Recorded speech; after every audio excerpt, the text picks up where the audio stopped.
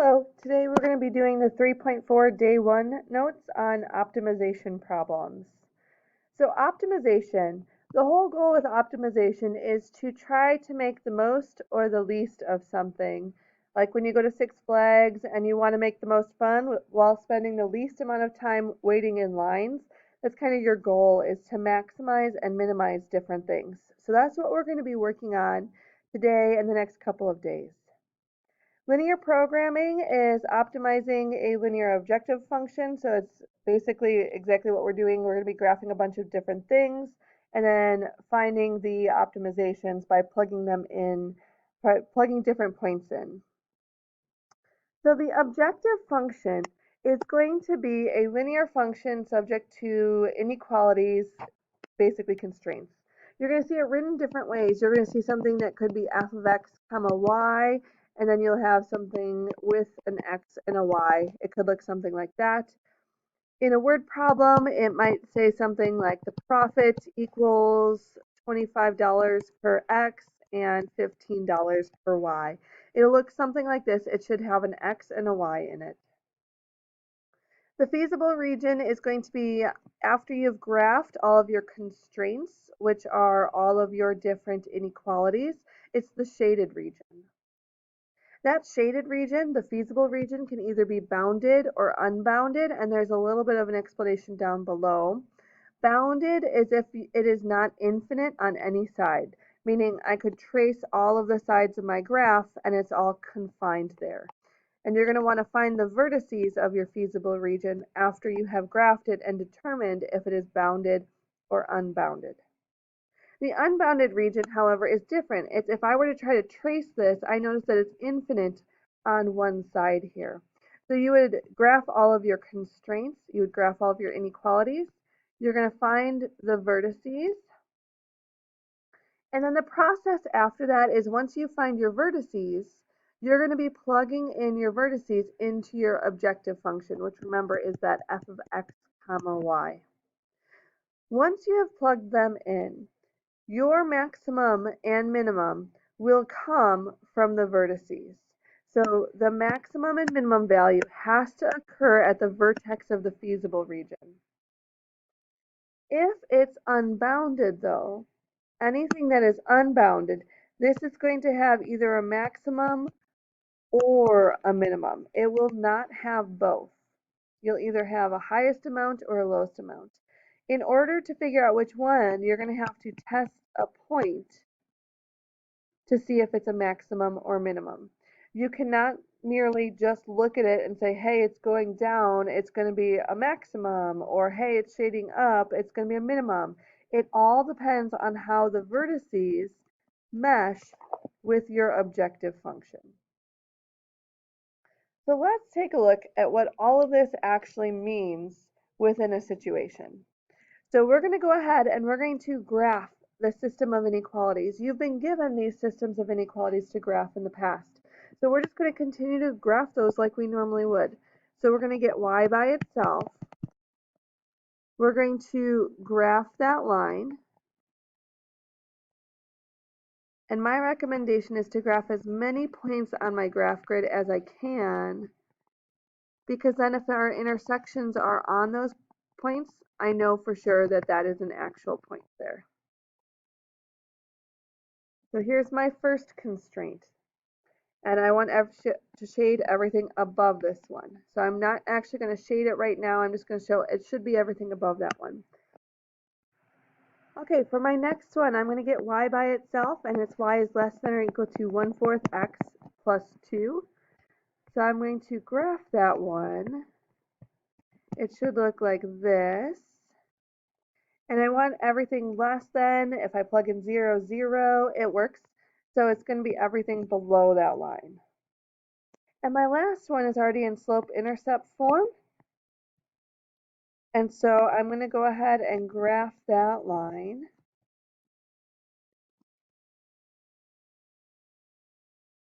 Oop. Okay, so 0 is greater than -5, so it's going to be everything on the above, shading above that one. So looking at all of these, I have all of my different shading. I want above blue, below orange, and above green. So overall, my final answer is going to be this middle section here. This, vocabulary-wise, this is called your feasible region. So my maximum and my minimum is going to be somewhere inside of here. And so I'm going to try to figure out what my maximum and minimum values are based off of the objective function that you see up here. That's your objective function. So the maximums and minimums are going to come from the vertices of your feasible region. So I'm going to go ahead and write down all of my vertices. Now some of these are actually nice. So looking at this one, I saw 0, 2 while I didn't graph it the best. That one was one of the corners here. I did notice that this one was also another nice one up here. So this one up here was 4, 3. And then this one down here was not so nice. So I need to figure out what that vertex was. So I'm going to go ahead and I'm going to solve that equation. So it was the intersection of y is greater than or equal to x plus 2 and y is greater than or equal to 2x minus 5. So in order to solve this, I'm going to go ahead and solve the system of equations. So I'm going to do 2x minus 5 equals negative x plus 2. I get 3x equals 7, so x equals 7/3. So that's going to be at the point 7/3 comma something. Once I plug 7/3 in and solve for y, I get negative 1/3. So this one here, I have all three corners. This is bounded because it's not infinite on any side. So I will end up having a maximum and a minimum.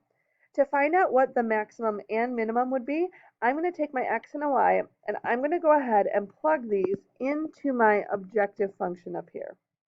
So I'm going to take and find f of 0, 2 by doing 4 times my x value, which is 0 in this case, and 3 times my y value, which is 2 in this case. And so this is going to equal 6 overall. For my next one, I'm going to find f of 4, 3. So I'm going to do 4 times 4 plus 3 times 3. And when I do that, I'm going to end up with 25. For this last one, I'm going to do 4 times 7/3 and 3 times negative 1/3. And I'm going to get 25/3. So right now, I have three different numbers. My highest value and my lowest value in this entire region is going to be one of these numbers then. And if you don't believe this, what you can do is you can pick another point inside the shaded region. Pick any point, like 2, 2. Go ahead and plug it in and see if you get a number higher than one of these numbers or a number lower than these. And so what's happening here is you're going to have a maximum and a minimum value. So I'm going to go for my maximum value. So of the ones I have here, my highest number is 25. So my maximum value is going to be 25 at the point 4, 3. My minimum value, so I'm comparing 6 and 25/3. So 6 is going to be lower. So 6 is my minimum value at the point 0, 2. So once you plugged in, for instance, 2, 2, it has to be in between 6 and 25. These are the highest and the lowest that these values would ever get. So let's take a look at another one. So we can even do this with different constraints, not just linear functions. So this first one is an absolute value. My vertex is right 2 and up 4. So that's where I'm going to put my first point. My a value, my stretch is negative 1/2, which means I go down 1 and over 2 on each side here. You also can graph this on your graphing calculator if you don't remember your a, h, and k values, because we will be going over those later. So we get an absolute value that looks like this, and our graph is going to be less than or equal to, when we plug in 0, 0, it's going to work, so we're going to end up shading below. My next one here is going to be y is greater than or equal to negative 1/2 x minus 5. So I go down to negative 5. And you know what? Let's go ahead and change this. I think it should already be a positive on your notes. So this should say plus.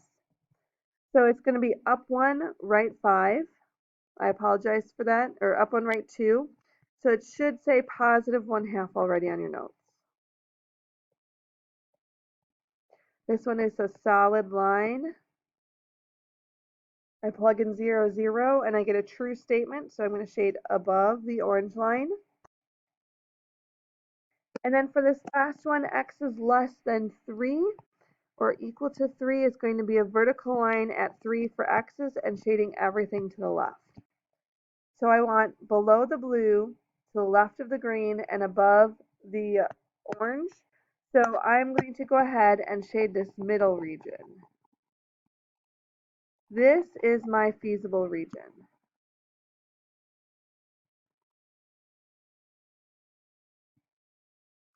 So I'm going to have to find the maximum and the minimum values for this feasible region. Notice this one is unbounded because it's infinite on the left side of this graph here.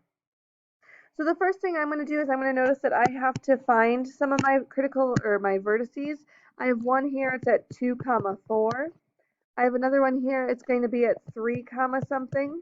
And another one down here, it's going to be at 3, something as well. So to find these, what I can do is I can go back to my equations and I can plug in 3 for x to find what my y values would be. So the one up above is going to be 3, 3.5. And the one down below is going to be 3, negative 3.5. My constraints, or my objective function for this one was the 5x minus 8y. So what I'm going to do is I'm going to do 5 times my x value minus 8 times my y value. So for this one, I get 10 minus 32, or negative 22. For the next one, I'm going to do 5 times 3 minus 8 times 3.5. And I'm going to end up with negative 13. And my last one, I'm going to plug it in, both the x and the y, and I'm going to end up with 43. And so now we want to figure out our maximum and our minimum value. So this one is weird because I'm going to zoom out here so we can see. Since it's unbounded, as a reminder, unbounded means you're going to have a maximum or a minimum.